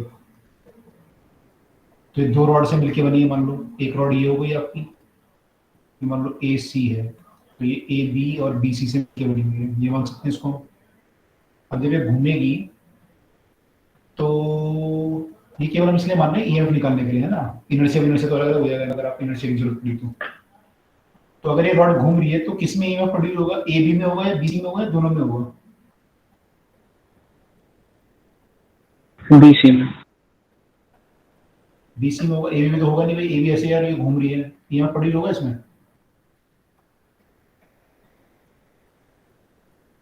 सॉरी ये बी है देखो, इसमें तो ईएमएफ प्रोड्यूस होगा नहीं। अब एक रॉड ये वाली है, ये घूम रही है इसके अबाउट, इसमें प्रोड्यूस हो सकता है ईएमएफ। तो हमें ये ईएमएफ निकालना है कि ये कितना डेवलप होगा, जो इसके अक्रॉस डेवलप होगा वही आपका फाइनल ईएमएफ होगा। तो देखो उसका आंसर कितना आ रहा है। ये बात समझ में आई सबको जो मैंने समझाया है?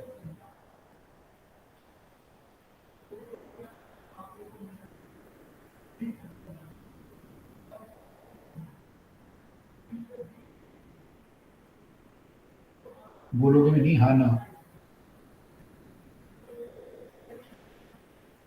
Yes sir. ओके, बाकी लोग तो बोल दिया करो यार।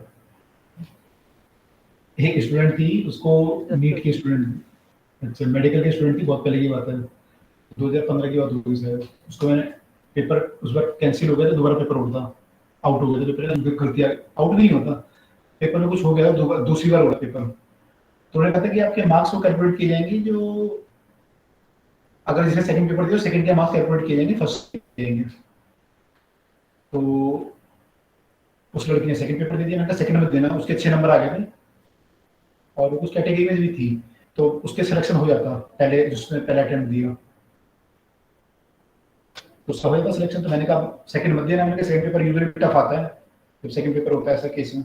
आईआईटी का हुआ था 97 में, पेपर आउट हो गया था, टफ आ गया था बहुत ज़्यादा।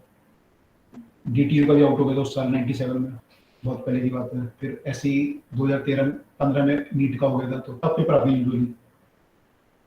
वो मानी नहीं, पेपर दे दिया, मुझे नहीं बताया। जब पेपर हो गया शाम को, पेपर आ गया बहुत टफ, उस टाइम पे one of the toughest paper माना जाता है नीट का वो। फिर आई वो शाम को मेरे को फोन किया 6 बजे कि सर वो आज मैंने पेपर दिया था उसमें ऐसे ऐसे हो गया। तो मैंने कहा आप क्यों बता रहे हो? पहले तो आपने बताया नहीं, अब बता रहे हो ऐसे हो गया। और फाइनली उसका जो है सिलेक्शन रुक गया अच्छे खासे होते होते। तो इसलिए बोलते हैं बोल दिया करो चीजों को, जो चीजें हैं खुल के बोला करो, तभी सॉल्यूशन सर निकलेगा। क्यों सर दूसरी बार क्यों दिया? उसको लगा कि मेरे नंबर कम है शायद, और अगर मैं दोबारा दूंगी तैयारी के बाद 2 महीने बाद पेपर होना था, तो शायद मैं अच्छा स्कोर कर पाऊंगी। तो मैंने कहा कि मत देना, लेकिन पेपर टफ आएगा। मैंने कहा स्कोर तो आप जो करोगे। उसने दिया पेपर और वो पेपर टफ आ गया बाई चांस, और सेकंड वाले सब मारे गए जिन्होंने सेकंड पेपर दिया था। तो इसलिए बोलता हूँ टीचर से बात कर लिया करो, कभी कभी फायदा भी होता है ना?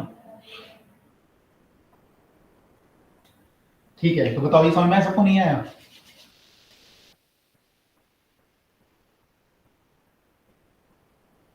अभी भी नहीं बोलोगे? एक बार और बता दीजिए। देखो हमने ये पढ़ा था कि जो रॉड आपकी होती हैं ऐसे कॉम्प्लेक्स फॉर्म वाली, इनका जब हम ईएमएफ वगैरह निकालते हैं तो स्ट्रेट लाइन से जोड़ देते हैं, हमने पढ़ा था, ठीक है। Yes.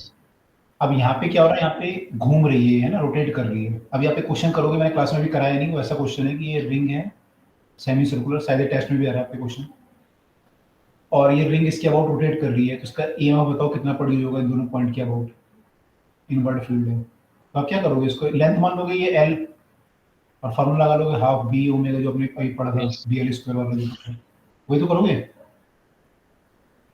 तो यहाँ पे भी Yes. क्या हो रहा है, आपका ये जो रॉड है ना, यहाँ पे जो ये रॉड है ये ऐसे है और मैग्नेटिक फील्ड ऐसे है, तो इसका डायरेक्ट निकालना तो डिफिकल्ट है। तो मैंने क्या किया, इस रॉड को दो पार्ट में मान लिया, ऐसे इसको मान लिया मैंने, ऐसे मान लिया, ये प्लस ये मान सकता हूँ मैं, ये Yes.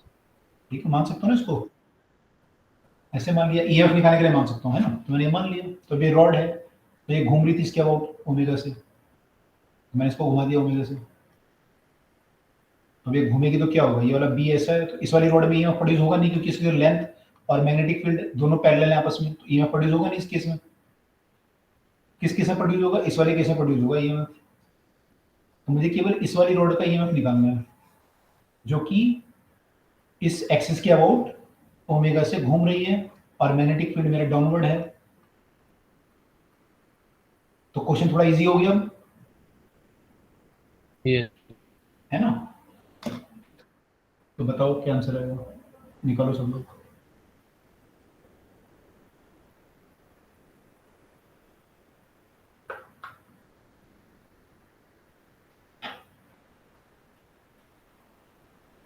फिर आपको एक और बात याद आ रही है, मैं बताऊंगा आपको। क्लास में टाइम मिलता नहीं है ना, यहाँ पे कुछ टाइम मिलना है, कुछ बात बताना है, करो आप पहले।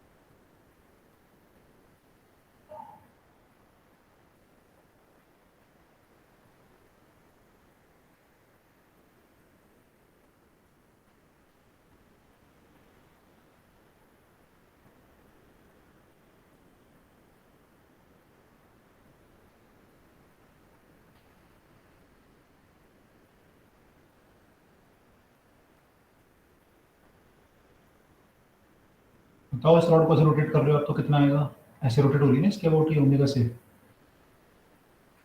Yes. सेम ही क्वेश्चन है ना भाई, अगर ऐसा प्लेन होता तो फील्ड ऐसे होता अंदर को, तो आप क्या लिखते इसमें, ये आंसर लिखते ना, बी ओमेगा एल स्क्वायर, बस तीनों इसमें ये तो लिखते हैं होनी चाहिए। है ना। क्या बोल रहे हो, क्या नहीं होना चाहिए। चलो ये रिजल्ट सेम आ जाएगा अगर तीनों परपेंडिकुलर होंगे तो। हाँ तीनों परपेंडिकुलर होने चाहिए बस। तो यहाँ पे क्या हो रहा है, यहाँ पे इस ऐसे घूमने की बजाय ऐसे घूम रहा है ये, और बी जो है यहाँ पे होने की बजाय ऐसे है, नीचे को है बी, ये तो फर्क पड़ा है दोनों में, तो आंसर तो सेम आएगा ना दोनों का, इसका भी यही आएगा, आएगा नहीं आएगा ये। Yes, sir.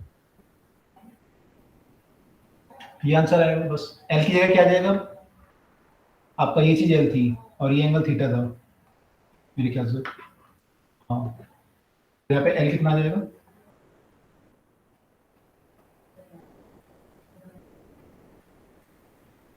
L sine theta. Yes. तो ये वाला जो एल होगा आपका, है ना, ये वाला जो एल होगा, ये वाला क्वेश्चन नहीं, ये क्वेश्चन एल साइन थीटा होगा। तो यहाँ पे हमारा जो आंसर आ जाएगा क्या आ जाएगा फिर? Half B omega L sine theta का होल स्क्वायर, ये आंसर आएगा।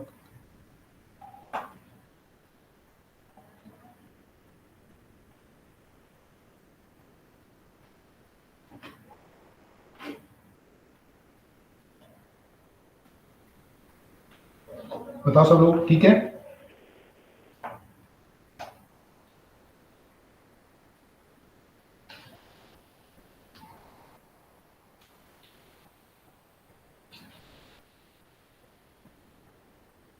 ठीक है नहीं है? Yes, sir. Yes sir. ठीक है ना। कुछ लोग लगता है रिकॉर्डेड लेक्चर ही सुन लिया करो यार तुम, जब क्लास में बोलना नहीं तो फिर क्यों टेंशन लेते हो? रिकॉर्डेड नहीं सुन लेना चाहिए, इंटरेक्शन करोगे तभी तो फायदा है। चलो,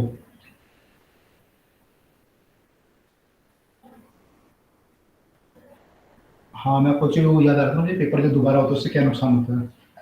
एक बार मेरे को कोई बता रहा था, बहुत टाइम पहले वहाँ पे था, हाइड्रो पावर में था एक जगह पे। तो वहाँ पे ए था, वो जेई था, सॉरी जेई मैंने छोटा होता है, ए बड़ा होता है, जूनियर इंजीनियर और असिस्टेंट इंजीनियर, ए उससे बड़ा होता है। तो ये एक ए था और एक जेई था। तो ये जेई जो था ये इससे बहुत चिढ़ता था ए से, तो इसके कुछ उल्टा सीधा बोलता रहता था इसके बारे में। तो मैंने जे को बोला, लगा भाई क्यों तुम इसके बारे में उल्टा सीधा क्यों बोलते रहते हो ए के बारे में? तो बोला ये मेरा क्लासमेट था किसी टाइम पे। अच्छा, तुमको फिर क्या हुआ? कह रहा फिर एक्चुअली जब पेपर हुआ तो कह रहे हम लोग जेई थे दोनों पहले, तो जेई से ए बनने के लिए पेपर होता है। तो कह रहे पेपर हुआ तो कंडक्ट कराया गया पूरे, उसमें उत्तराखंड की बात है ये। तो कह रहे यहाँ पर कंडक्ट किया तो आपकी लोकल यूनिवर्सिटी ने पेपर बनाया, तो सारे सेंटरों में पेपर हुआ, अलग अलग सेंटरों में। तो कह रहे हमारे सेंटर में बच्चों ने हल्ला मचा दिया, कुछ गलत क्वेश्चन आया, जो भी हुआ शोरगुल मचा के तोड़ फोड़ कर दी, तो पेपर कैंसिल हो गया हमारे सेंटर का। और ऐसे 3 सेंटरों में कैंसिल हो गया पेपर, बाकी सेंटरों में पेपर हो गया। अब रिजल्ट तो सबका कंबाइंड बनना है, तो इन 3 सेंटर का दोबारा पेपर कंडक्ट कराया गया। तो पहले पेपर बनाया लोकल यूनिवर्सिटी ने, अगली बार उन्होंने पेपर दे दिया आईआईटी रुड़की को पेपर बनाने के लिए। कह रहे ऐसा पेपर बनाया आईआईटी रुड़की ने, ये वाला इनका जो 3 सेंटर में पेपर हुआ, कह रहे कोई नहीं, एक या 2 निकले बस फिर फाइनली। तो कह रहे बाकी सारे सिलेक्शन यहाँ से हो गए। तो ये जो ए था ये सिलेक्ट होके गया था, मैं रह गया, मैं क्योंकि इन 3 सेंटर में था, तो मेरा रह गया, इसका हो गया। तो कई बार ऐसा रीपेपर होने का ये नुकसान हो जाता है कई बार। तो बहुत सारी तो बहुत वेरिएबल्स होती नुकसान है होता लाइफ है में। सर सेकंड टाइम में तो।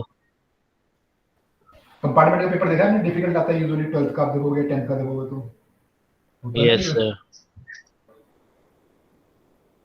तो नुकसान है कई सारे, मैं लाइफ में बहुत सारे वेरिएबल है, life is not very simple. आपको लगता है आप जाओगे और चीजें सिंपल हो जाएंगी, कई सारे वेरिएबल हैं। इसलिए आपके कंसेप्ट लाइफ के क्लियर होने चाहिए, तभी आप लाइफ में आगे ठीक से करोगे। तो जो आईआईटी वाले उनके कंसेप्ट लाइफ के भी क्लियर होने चाहिए, हो भी जाते हैं। चलो anyway, अगला क्वेश्चन पे चलते हैं। अगला क्वेश्चन में कौन सा कराने वाला था आपको? हम्म, ये वाला कर लेते हैं, आईआईटी क्वेश्चन। हाँ,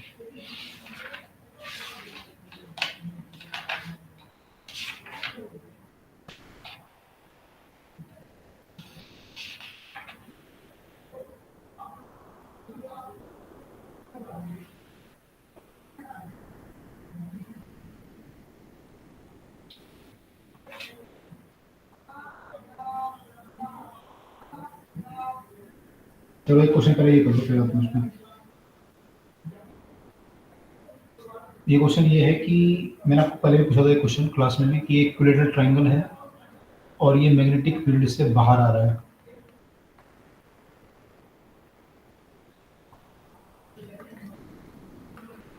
ठीक है, वेलोसिटी v है इसकी। equilateral triangle, loop A, B, C is having resistance R is pulled out. Triangle ADC है, ये रेजिस्टेंस का R है, is pulled out with constant velocity V, constant है velocity. Magnetic, in a uniform magnetic field directed inside the plane at t equal to 0 side DC is at the edge of the magnetic field. t equal to 0 पे मतलब ये edge पे ऐसा कुछ रहा होगा, है ना। अब ये बोल रहा है, ध्यान है सबको, क्वेश्चन हमने क्लास में डिस्कस किया था एक बार थोड़ा सा। Yes sir. ओके, तो अब ये पूछ रहा है, मैंने आपसे वहां पे तो कुछ और चीज पूछी थी, यहाँ पे पूछ रहा है कि ये आई और टी का अगर मैं ग्राफ बनाऊंगा, current in the loop and time, तो कैसा ग्राफ बनेगा? ऐसा बनेगा, कांस्टेंट करंट, घटता हुआ करंट। मैंने क्या पूछा था क्लास में, ध्यान है आपको? मैंने पूछा था ईएमएफ क्या होगा, घटेगा या बढ़ेगा? क्या होगा ईएमएफ?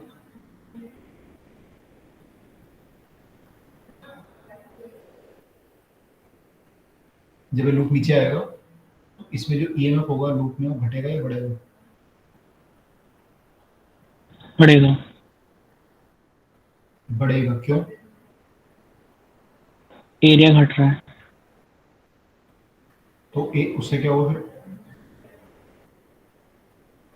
एरिया घट रहा है तो फ्लक्स घट रहा है, तो ईएमएफ क्या होगा? कांस्टेंट क्यों रह सकता है? d/dt है ना, बस वो तो है, चलो तो कांस्टेंट होगा, वेरिएबल होगा, ये क्वेश्चन था ना। मैंने आपसे पूछा था कि अगर मैं स्क्वायर को बाहर लेके आऊं और एक बार रेक्टेंगल, इसको ट्रायंगल को बाहर लेके आऊं, तो d/dt कहाँ कांस्टेंट होगा? सर डीए भी तो घट रहा है ना इसलिए। हाँ, इस केस में तो d/dt कांस्टेंट होगा, नहीं होगा? यस सर, पर उसमें टाइम का फंक्शन आ जाएगा। इसमें टाइम का फंक्शन आ जाएगा, ठीक है। तो यहाँ पे क्या होगा d/dt, या ईएमएफ घटेगा या बढ़ेगा?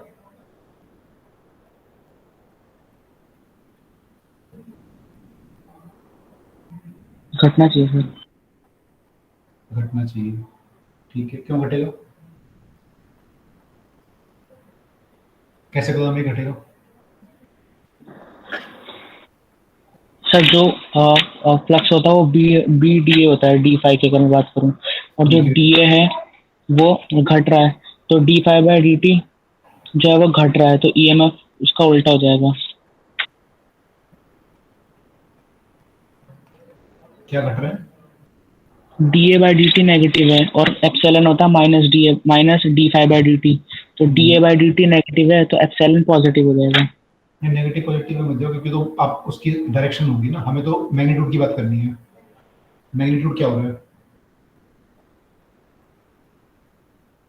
da/dt का मैग्नीट्यूड क्या हो रहा है? फिर वो घट रहा है।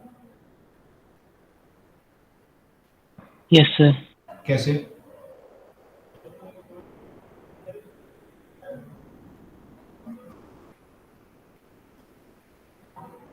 अगर टॉप से एक एक्स पे वो बना दे, बेस बना दे, तो वो बेस घट रहा है, ठीक है। तो जो डी ए होगा वो हो जाएगा बेस की लेंथ इंटू डी एक्स। ठीक है, ठीक है। तो बेस घटेगा तो डी ए घट जाएगा। हाँ, एक तरीका, हाँ बेसिक तरीका फिर ये होगा, जैसे मान लो ये v वेलोसिटी से चल रहा है, तो t टाइम में v इंटू ये चीज बाहर आ जाएगी, v इंटू टी, है ना, v इंटू टी जो है बाहर आ जाएगा, आउट ऑफ द फ्लक्स आ जाएगा। तो एरिया कितना घटा? फ्लक्स वाला एरिया कितना कम हो गया? पहले तो पूरा एरिया फ्लक्स के अंदर था ट्रायंगल का, अब कितना एरिया कम हो गया? इतना, जो भी बनेगा, है ना, बीटी जो भी बनेगा ये Yes. इतना एरिया। अगले टी टाइम में कितना बाहर आएगा? ये इतना बाहर आएगा। अब कितना एरिया कम हो गया? इतना। तो ज्यादा एरिया कहाँ कब कम हुआ, पहले या अब? पहले ज्यादा कम हुआ, माने सेम टाइम में पहले इतना एरिया कम हो गया, फ्लक्स जो है इतने एरिया में अब नहीं है, लेकिन बाद में धीरे धीरे घटता जाएगा जैसे ऊपर आएगा। तो ये चीज आपकी घट रही है, तो यहाँ से बोल सकते हो। एक तरीका तो ये है, दूसरा तरीका ये भी बोल सकते हो कि आपको पता है यहाँ पे अगर आप ईएमएफ निकालोगे तो क्या लिखोगे? EMF you will write B L B, और एल कितना लोगे? ये वाला एल लोगे, तो ये Yes, sir. फ्लक्स के अंदर ये लूप है ना, तो तो एल तो ये लोग इसके, अगर ऐसा कोई लूप होता तो क्या लेते आप, एल इसको जोड़ते ना पॉइंट को, ये एल लेते आप। तो ये एल तो घट रहा है आपका धीरे धीरे, जैसे नीचे आएगा तो फिर एल ये हो जाएगा, फिर एल ये हो जाएगा, जैसे जैसे नीचे आता रहेगा एल आपका घटता जाएगा, तो ईएमएफ भी आपका घटता जाएगा। ये बात क्लियर हुई सबको? क्लियर है ये? दोनों यस। तरीके हो सकते हैं।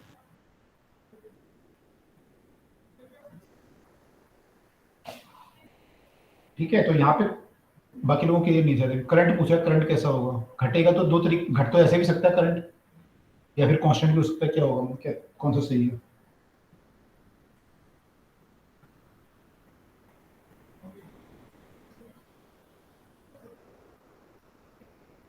Which is the correct diagram, correct representation of the current with time?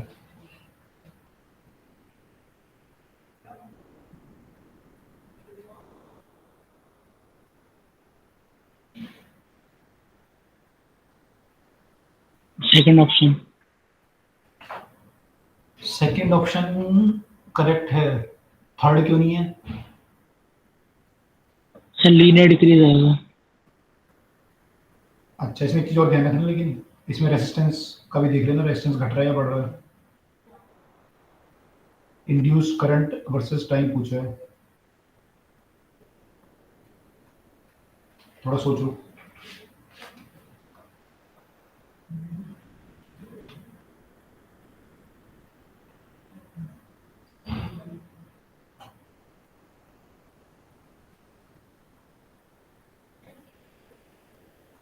तो कांस्टेंट रहेगा।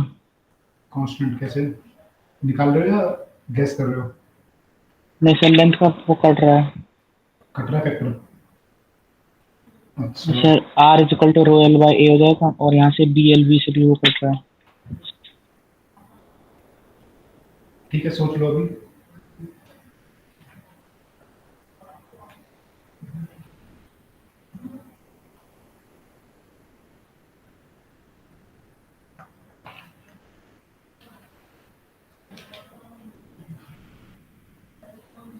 एग्जैक्ट निकालना पड़ेगा यहाँ पर।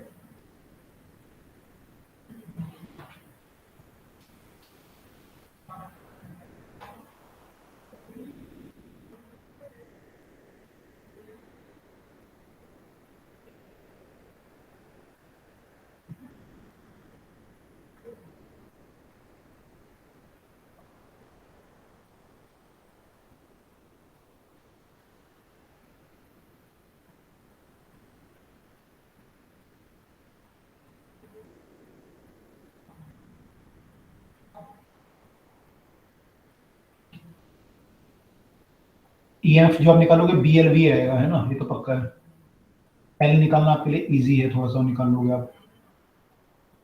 ईएमएफ जो आएगा इसके अक्रॉस बी एल वी है, सॉरी एल डैश वी आएगा, where L dash is this thing, है ना, और बी तो कांस्टेंट ही है। अब ये आपको एल डैश निकालना, एक चीज तो ये है। दूसरा यहाँ पे जो आर आएगा या करंट फ्लो करेगा, करंट कैसे फ्लो करेगा, अगर इनके बीच पोटेंशियल डिफरेंस क्रिएट हो, करंट ऐसे फ्लो करेगा, यहाँ से यहाँ जाएगा और यहाँ से यहाँ जाएगा। ठीक है, ऐसे होगा ना। अगर इन दोनों पॉइंट के बीच पोटेंशियल डिफरेंस क्रिएट हुआ तो करंट ऐसे जाएगा। तो ये दोनों रेजिस्टेंस कैसे होगा आपस में, पैरेलल में हो गए। तो पैरेलल का रेजिस्टेंस भी चाहिए आपको आई निकालने के लिए, समझ रहे हो चीजें इसमें क्या क्या है।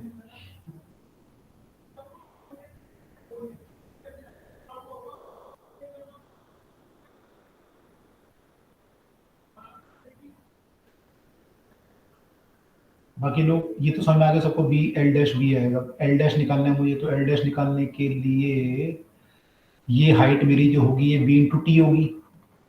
टी टाइम में ये इतना नीचे आ जाएगा, जीरो टाइम पे टी इक्वल टू जीरो पे यहाँ पे था लूप, टी पे यहाँ पे आ गया, तो डिस्टेंस जो होगा बी इंटू टी होगा। तो ये मुझे लेंथ पता है बी इंटू टी है। यहाँ से मुझे एल डैश वगैरह निकालना पड़ेगा, तो सिमिलर ट्राइंगल वगैरह लगा लगा के कुछ करना पड़ेगा, है ना। ये मान लो एल है, इक्विलेटरल ट्रायंगल को साइड दी हुई है, side side side side side दिया नहीं हुआ। मान लेते हैं कुछ साइड इसकी एल है, तो ये आपका एल है, ये आपका एच है, ये आपको एल डैश निकालना है, ये आपका वी टी है।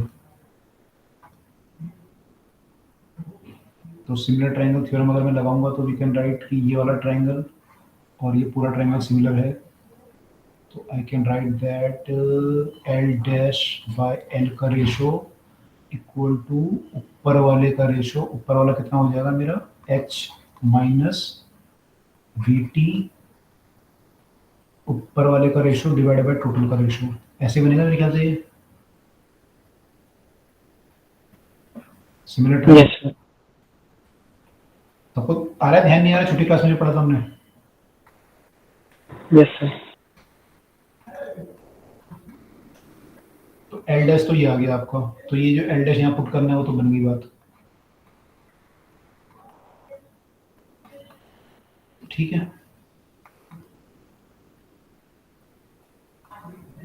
अब बचा आपका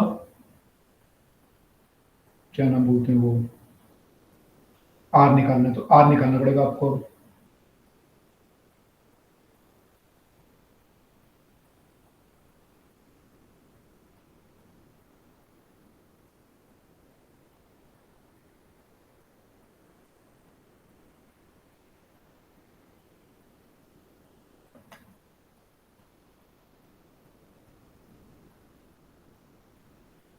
आर कैसे निकालोगे?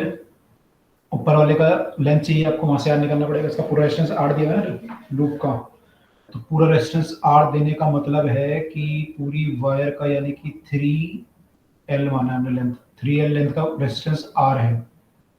हमें ऊपर वाले का चाहिए इसका, तो इसका लेंथ निकालना पड़ेगा पहले, और इसका रेजिस्टेंस जो आएगा बाकी का रेजिस्टेंस आर माइनस वही हो जाएगा आर डैश।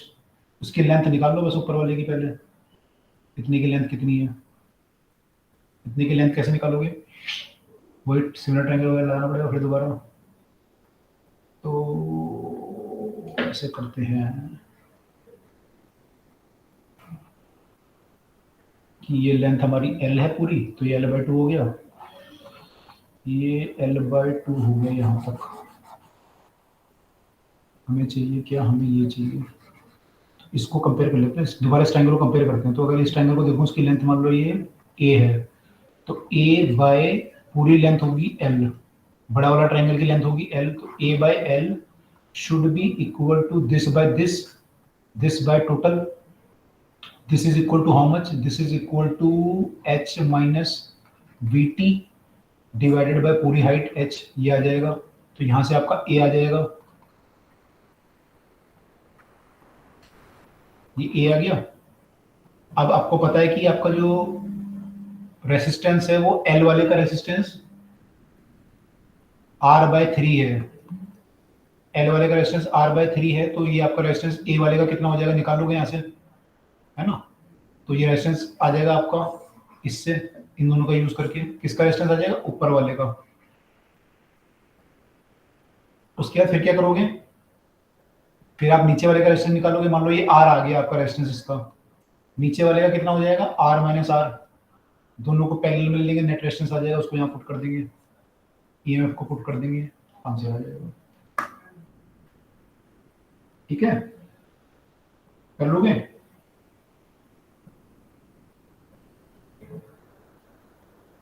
इसको ट्राई करो एक बार, ट्राई करके बताना फिर, ठीक है, क्या आंसर आ रहा है आप लोगों का, राइट? Yes sir. चलो फिर ठीक है, क्लास को यहीं पे स्टॉप करते हैं, बाकी क्वेश्चन अगली क्लास में करते हैं, इसके ईएमएफ के भी और भी क्वेश्चन है काफी सारे, ठीक है? चलो क्लास में मिलते हैं फिर, इसके आगे करते हैं क्वेश्चन, अभी क्लास में करते हैं, फिर एडवांस में करेंगे बाकी।